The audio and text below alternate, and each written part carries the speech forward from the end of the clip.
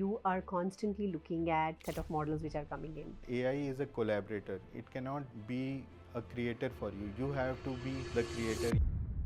Sounds very exciting, but I would also say sounds a little scary. What do you anticipate couple of years are going to look like? Every day AI is getting more and more powerful, but still we are very far away. Meta is starting to reinvest into their robotic arm. AI will move very fast. For example, you cannot build everything, but you can use lot of new things which are coming. When whole Gen AI was still very new, right? What was your motivation to start ReelCraft? Earlier we used DALI, right, for generating images. At some point we felt it was very costly because... So I think the way ChatGPT democratized AI, that's how you are looking to democratize storytelling.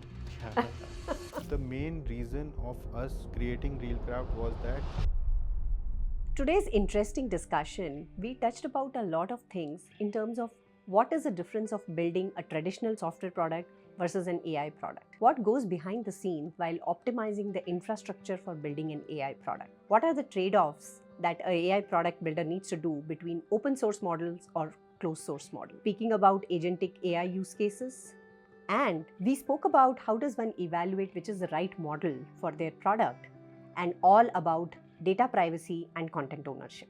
Today I'm excited to have Mallik on this episode. Manas is the co-founder and CTO of ReelCraft, which is a video creation platform and empowers content creators, marketers, and businesses. He's an innovator, technologist, and entrepreneur at heart. His specialties include Gen AI, agentic workflows, LLM, speech synthesis, and everything today that we talk very commonly in the AI product world. All right, Manas. So 3 lakh, more than 3.5 lakh users, more than 2 lakh videos being created on your platform, and I believe more than $400,000 of revenue and coming in, right? Now, you started ReelCraft a couple of years back, Right. when whole Gen AI was still very new, right? It was in its Right. nascent stage. So, what was your motivation to start ReelCraft? Frankly, to tell you, we were these days social media is impacting everybody. Everybody is on social media. So we in our 40s and 50s, me and my friend, right, my co-founder right now, we thought like we will also come to social media, and we thought how should we go about it. We are not very good orators, or we are not very good at making videos, so how should we go about it? So then he told, my co-founder told that I have an idea, right? I want to create videos for my kids. I need to tell them stories and all, right? So that's how, then one day I saw a video on YouTube, right? How to make your AI video. So I went through that, and I learned how to create AI videos. I used a lot of tools like text to speech and generating images using LLMs and generating a voice narration, and create a video of 1 minute, right, of two people going to moon and staying over there. And the result, we were just amazed. I showed it to Gaurav, my co-founder, and he said that wow, this is awesome. And that's how it started. And then we launched our own YouTube channel, and we started putting more and more content like that, more animated videos using AI. Mm-hmm. And that's how it started. At some point we felt that it's taking very long time to create one video. Like it used to take us 2-3 days to generate one video. And that point of time we thought that why not build a product for people like us who want to be on social media, who want to be creators. And that's how ReelCraft started. Interesting. Now, I mean, since you kind of said that it kind of evolved over a period of time, but let's say now, after building this product for some time, now if you have to go back that path, what would be, let's say, one or two things that you would like to do differently than what you did? We took 4-5 months, right? So we built the product, we made it free. A lot of people were coming initially. We changed, we kept on changing. Then we were at, we were worried, right? If we make it paid, whether people will come, whether they will use it. So we launched on Jan, and then it took us 4 months to make it paid subscription. And when we made it paid, first customer came, right? So we thought we are making something valuable. Then we launched on AppSumo, and then a lot of people came. If I have to go back in time, right, after doing the launch, I will straight away launch on AppSumo platform, which is for where people can go and buy softwares like this, right? So that's one. Secondly, we used OpenAI and all, right, where we it the first month our bill was $1,500, right? So then we optimized it, we used some open source models, and we brought the cost down. So what we will now I will do from the beginning is that we'll start with the open source models to preserve the cost. Yeah, very, very, very valuable aspect, right? Now, interestingly, since you kind of touched upon the, the model part of it, now we know that every month, every few weeks, there is either a new model or there is a significant innovation that is happening, Right. right? And you being into this, the middle of this Gen AI product that you're building, does this kind of innovation and every new few weeks a new model coming in, does that worry you? How do you keep pace with that? Yeah, it's a very good question, and like I cannot say it does not worry me. It definitely worries everybody who is into AI ecosystem, because every day new things are coming and they are disrupting a lot of different things.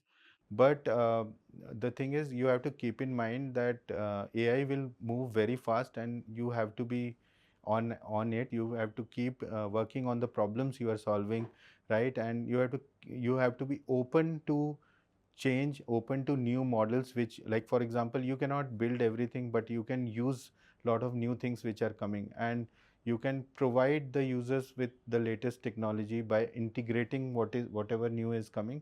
That way it will solve the problem for the user, and you will be relevant. Okay, right.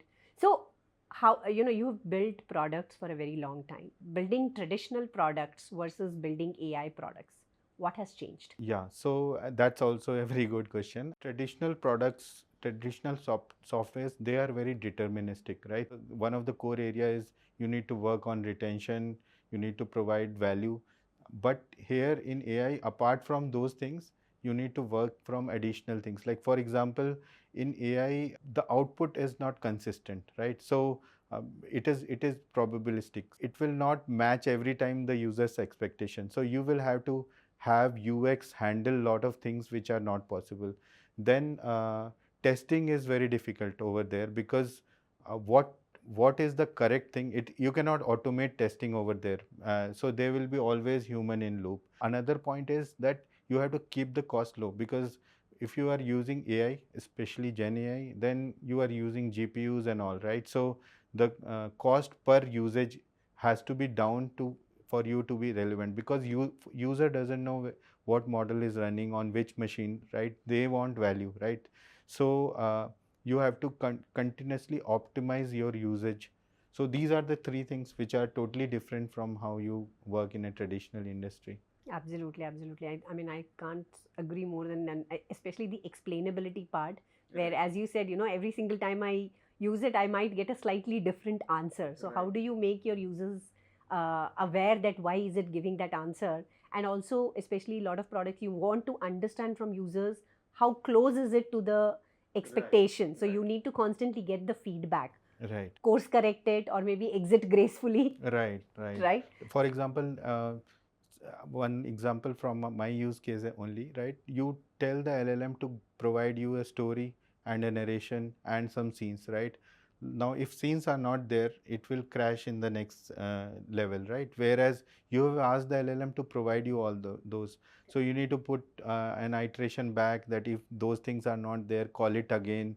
So you are getting one extra call, so your cost is also rising. So all those things have to be taken care, right? These things are not, because when you are coding in a normal software, you have if and else case where it will definitely go through that path. So those extra cautions have to be taken. So I'll go back to the point that you were making earlier, Manas, that that one is that you're, as a AI product builder, you are constantly looking at what is the new set of models which are coming in.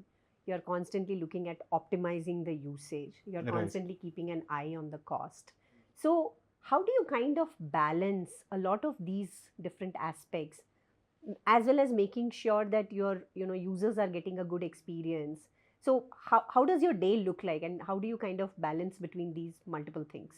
There are a lot of things. First of all, we need to tell the users that AI is a collaborator. It's not. It cannot be a creator for you. You have to be the creator. You have to have the ideas. It can help you with what you want, right? So keeping those things in picture, you need to modify your softwares like that. You have to provide, like for example, how much is the AI assistant being used? For example, we have wizard mode and a pro mode, right? So in wizard mode, somebody who is coming, he just enters a story and the whole end video is getting generated. But in pro mode, it is step by step. On the first step, it is asking, okay, this is the story, if you like it or not. Then on the second step, it is asking, okay, these are the prompts through which I will generate the video. Do you like the prompts? So this is how you have to change the UI to take care of those things. Coming back to the question of the daily routine, what is your daily routine? Some so my first daily routine is go check the analytic dashboard, how many videos were created yesterday, how many new people came, what are go back to the customer support tickets, right? What are the errors which are coming yesterday?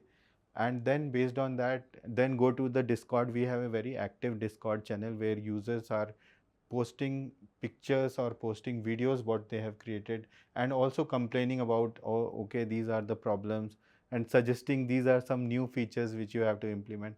So half of the day is going into that, and then like rest of the work which is planned via new features which we are working on. But coming back to the part, I mean, I think that's a great way that you're keeping your users also very, very involved Right. as you are kind of making progress with the product, because I think that is where you constantly learn as well as get new requirements in terms of what you can Right. build better, Right. right? But I actually want to come back and double down on the part of balancing the cost, having the right infrastructure. So, as a AI product builder, what are some of the key KPIs or key elements that you have in mind while building your products? Yeah, that's a very good question, because this is totally different from a normal software, where normal software development, where the KPIs are little bit different, or you can say that you have to add certain more things, right? For example, when you build, I'm just telling from in perspective of my product, that like as I told you, there is a feature where a wizard mode is there, and then there is a feature where is a pro mode is there, where step by step will happen. So how many people are using your wizard mode, right? How many people are using the assistant, right? And then how many iteration people are taking to create the final video, right? So basically what your AI is giving, is it giving a product which is 70% perfect, or is it 80% perfect? So these are one of some of the metrics, right? Apart from that, like how many what edit capabilities you are giving, right? How much time it is taking to generate your videos, right? So performance. Performance. Then of course we discussed this earlier also, cost, like cost per generation is how much, right? And that has to keep on going down as in new technologies are coming, right? Like you have heard about DeepSeek, right? We are planning to implement DeepSeek because it will bring the story generation cost to lesser price, right?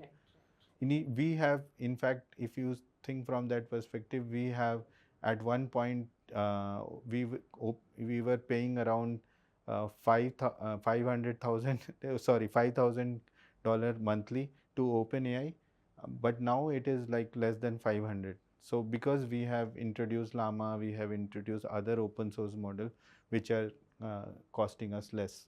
Okay, so that probably takes me to the next question, right? I mean, as a AI builder, AI product builder, uh, open source versus closed systems. I mean, is this a blessing? How do you do the trade off while choosing the models? It's a very good question, because of course closed source have their own benefits, and open source, of course, it's cheaper and you have to use it if it is reducing your cost. So one thing what we do is, like we have paid customers and we have free customers, right? Mm. So and their ratio is very, like paid customers are very less, right? And free customers are like every day like 2000 new customers are joining. So what we do is, like for OpenAI, when we give the call to OpenAI, we it is only for the paid users, and for free users we try out these open source models. And when we are confident that okay, if it is working well with these free users, and we test the outputs, we evaluate, and that at certain point we can take that call, okay, we can totally remove the totally remove OpenAI. Similarly, we used DALI, right, for generating images, and at some point we felt it was very costly because it was $0.4 per image, right? Whereas it will be a very small fraction if you use your own model, if you use stable diffusion, or if you use Flux on your own machine, which is hosted on some GPU. So initially we tried with the free users, and slowly and gradually we removed for paid users as well, right? So this is how you have to take care, right? Every day new things will come, and you have to think what open source can do and what closed source can do for you. Okay, so that's a very interesting perspective where you have these paid users. You definitely want to make sure they get a good Yeah. experience, high quality Yeah, you videos, and cannot risk them. yeah, and you kind of slowly eliminate. So, is there, like, I mean, as we were discussing, is there like a playbook? Because I mean, if we just look around, right, there are like tons of new models coming up every day. We have from not only LLMs, we have SLMs, and there are a lot of new names, capabilities to the existing models being added here. Right. Now, while you are kind of building your product, you are constantly evaluating how I can make it better and how I can also keep a check on the cost. So, how frequently do you go back and check? Is it like on a weekly basis? Is it more like a monthly basis? And what would be some key parameters that you would look at when you are evaluating these new models? Right. So, yeah, so we need to do it every week, or like you can do it daily or twice a week. It depends, right, based on what is the priority right now. For example, at certain points, your cost is going very high, so all the priority will go towards that, right? But mostly, as a general rule, you have to see it at least once a week. You have to evaluate all of the things where you can make some changes, where you can improve the things. So so that's the frequency. Apart from that, how do you check again the the two parameters which are very important: latency and like cost per usage and latency. And then the third parameter, which is more subjective, that the quality of the output.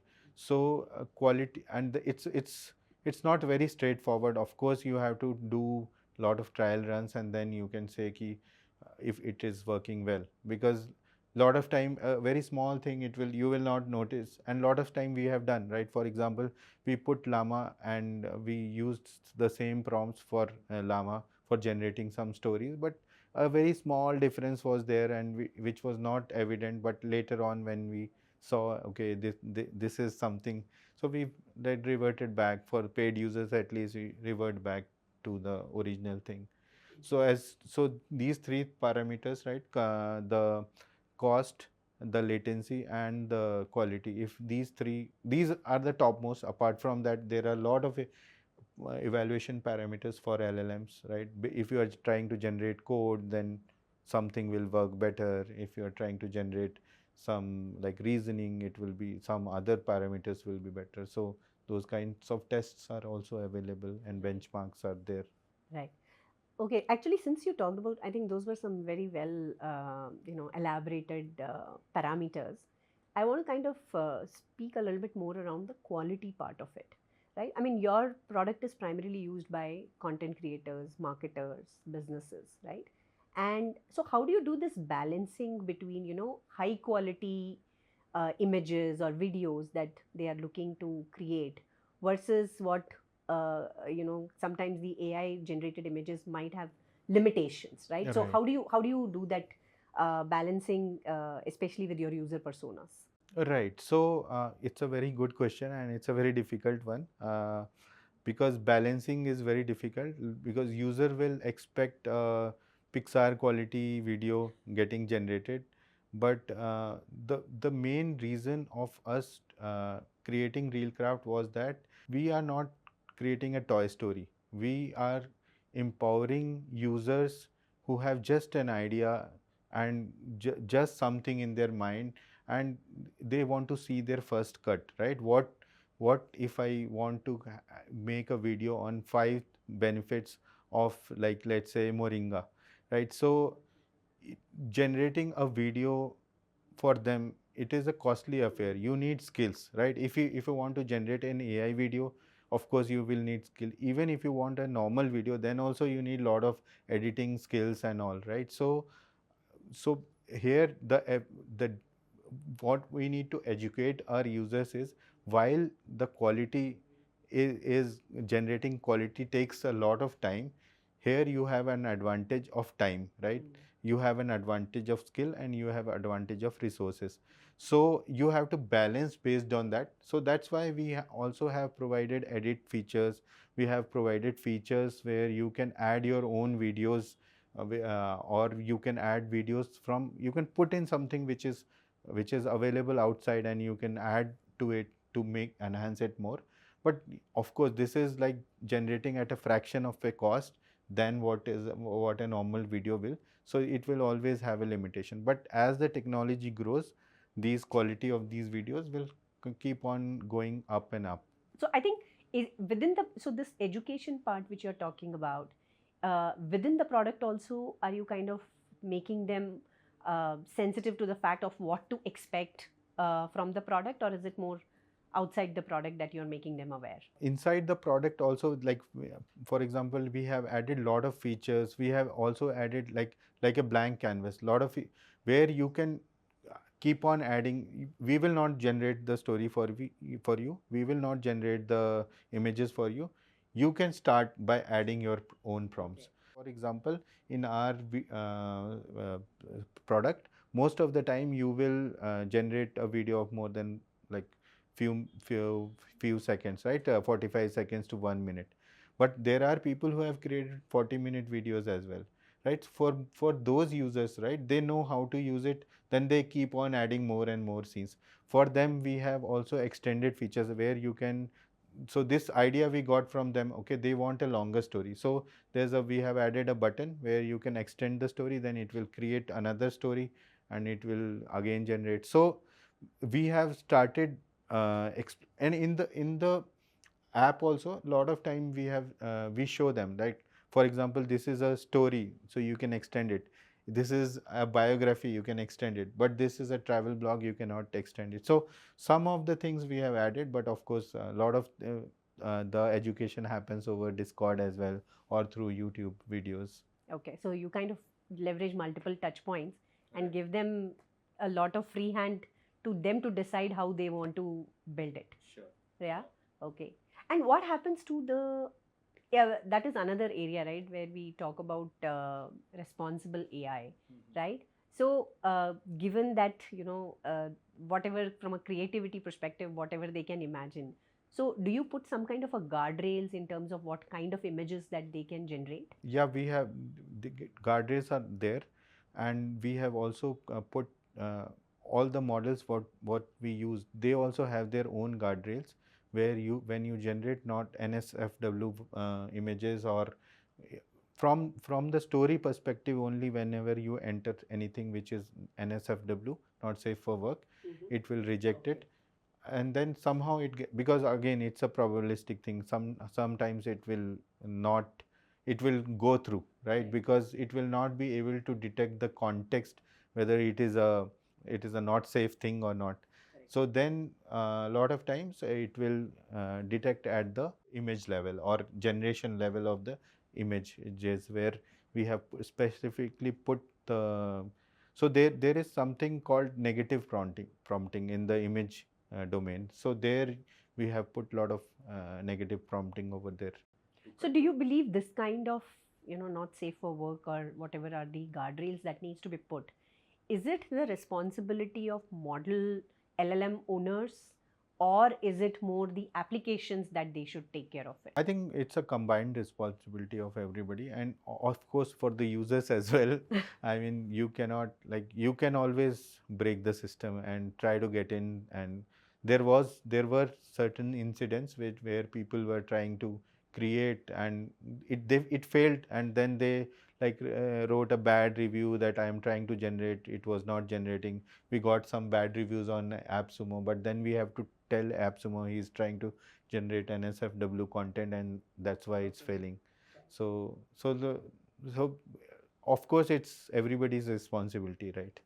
Now, interestingly, the other aspect that I want to touch upon is that the content, which is the videos or the images which are being created on your platform, who owns that content? Is it your platform? Is it you guys? Or is it your customer? Right. So it's a very good question.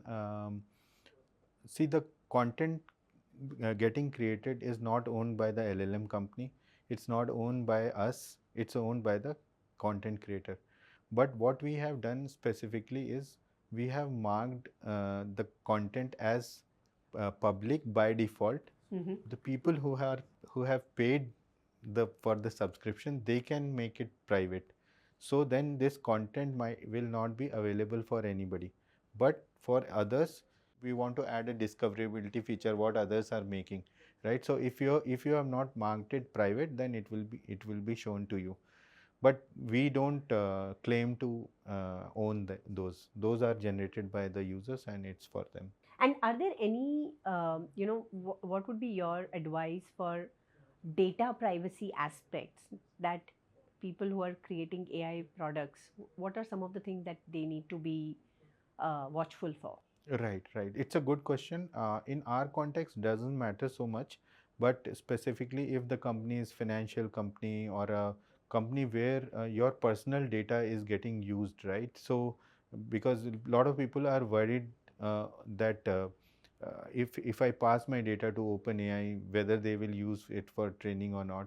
So these kind of guardrails and policies have to be there for safeguarding the users data privacy and privacy, right? So by default these companies don't use your data, but we don't know, right? But you have to take, like, for example, if we can host the same models on Amazon, right? On Amazon Bedrock we can host, or any other GPU, where if you yourself are compliant, then you because you can get compliant only if you follow certain policies and rules, and you have taken that ISO certification. So the security layer is similar everywhere, right? So if you follow the policies that all the personal data will not be stored, or will not be accessible to any employee of the company, and it will get deleted when the use is over. All these kind of policies, if you take care, then there's no need to worry. Yeah, but I think enforcement is still a this thing for the one of the more recent models which created a lot of disruption. I remember seeing a video where one of the AI experts had actually done a debugging, where he actually showed that while it says a disclaimer that the data is not stored anywhere in that country, there is a very clear this thing where he shows that the data is actually part going to that particular geographic locations and it is getting stored there. Okay. Yeah. So yeah, I mean, if I mean, for especially for fintech and all these kind of companies, the compliance is even higher. And then for anything like for using OpenAI, they will have to take a lot of, like, for example, I have been, when I was CTO at Tartan, we took ISO 27001 and 27701, which was like, one was privacy, one was security. Then we got SOC 2. So there, even if you want to take like, for example, when they will come to see all your things, all your policies, they will check, even they will see the Amazon policies, and then only they will give you that certification. So if at that level, if it is not working, then what others can do, right? I agree So completely. it is job of the government and governance imposers to take care of these things. All right, I'm going to switch gears a little bit. See, you've been somebody, who have kind of worked on text to speech synthesis like back in 2001, right? And now we are talking about generative AI and creating all kind of different types of content, right? So how do you manage to keep yourself very, very up to date on the technology? Right. It's a good question. So basically, the only thing a person can do is keep up to date. He has to read every time, right? He has to follow podcast or read up whatever way he wants to like. Like for example, I I go and I buy courses on Udemy because see earlier we used to buy books at 500 rupees. Now you can buy a material of 40 hours at 500 rupees and Udemy. You keep on getting offers. So you will find hundreds of courses in my Udemy. Even if I have lot of the courses I have not gone through, but still I buy. So that it's my one of my hobby to buy a lot of courses. Okay, so you keep reading. Yeah. Okay, so like this again, this whole Gen AI is kind of so new. Are there topics within generative AI which are less talked about, but people who are using should be aware of? I mean, there are a lot of topics within Gen AI also, right? For example, even the concept of transformers, the concept of attention. A lot of people talk about it, but like very few people understand. So you need to go into deeper detail. You need to understand those things, how it works, right? How even LLM is answering your question. If you go to like how it is working, it's just predicting one word at a time, right? So a lot of people even don't know. They think that okay, it's a some person who has learned a lot of things. All the learning is within the parameters, but knowing those things, keeping the basics clean will help you define your solution better in a better way. What is one shot prompting, what is multi shot prompting, how do you fine tune, what are the parameters to evaluate. These are things which are available everywhere, but like you need to go through each one of them. Agreed. Yeah. So constant reading and this thing. All right. The next question I have for you is that how will you explain agentic AI to a 5-year-old? Yeah, it's a very good question. And so before that, I want to explain what is an LLM or what is a chat GPT to a 5-year-old guy. So so it's like a person, right? It's like a big brother who knows everything, right? So LLM is or a chat GPT is like a big brother who knows everything, and who you can ask any question, it will answer any question. It has lot of knowledge stored inside it, right? So that's what chat gpt is. It's a brain with a ear and a mouth which it can listen to your question and answer, right? But what is an agentic AI? So if you give this brain a body, then it becomes an agentic AI. So agentic AI can do anything for you. Like let's say if there is a robot, right? We know how to build robot, but we need to program it to do anything, right? If you want to make a robot and ask him to make a tea, you will have to tell him that okay, put the beaker, then put some water, turn on the gas, put some chai patti and put some chini and all, right? So then it will make the tea for you. But if you put this LLM inside that robot, it will make the chai for you because it knows how to make a chai, right? So LLM is the brain, but agent is the operator or is the body, right? So it's giving the body to that brain. So now LLM is much more powerful and do anything for you. What would be some examples of agents within your product? So there are a lot of examples. We have so we have been using agents for a long time, but it's not totally agentic from that sense, because like for example, when users enters an idea, right? So we need to generate a story out of it. Once we generate the story, we generate a narration out of it, we generate a characters out of it. Then once we get the story, narration, characters, we generate the scenes. Then in each scene we need to get the prompts, right? What should that scene look like? So all these are different agents. Now but they are being controlled by our program that we are calling these one by one. But if we want to make it truly agentic, we make an agent which controls all this, right? So we don't need to do all the programming. We give, okay, this is the agent to generate story, this is the agent to generate scene, this is the agent to generate prompts, and then we tell the bigger supervisor agent, okay, you got this idea, you have all these tools, now generate the final story for me. So this is one use case. And are you inching towards that?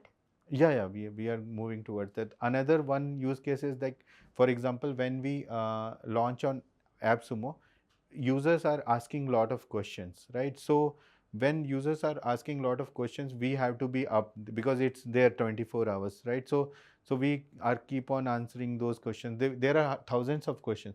Now it has a lot of knowledge, all those questions. So one form of agentic AI is, right, it will go automatically, check all those questions, make a database out of it, then keep on checking for new questions, answer that automatically, and then like we don't need to answer that. Or we can put a human loop in between where you say, okay, if these are new questions which users have asked, these are new support tickets, these are the answers which I have created. Okay, is it okay? You press a button, it answers for yourself, and at certain point of time it answers it by itself. So your customer support, it can do by itself. So it's all those are use of. Sounds very exciting, but I would also say it sounds a little scary.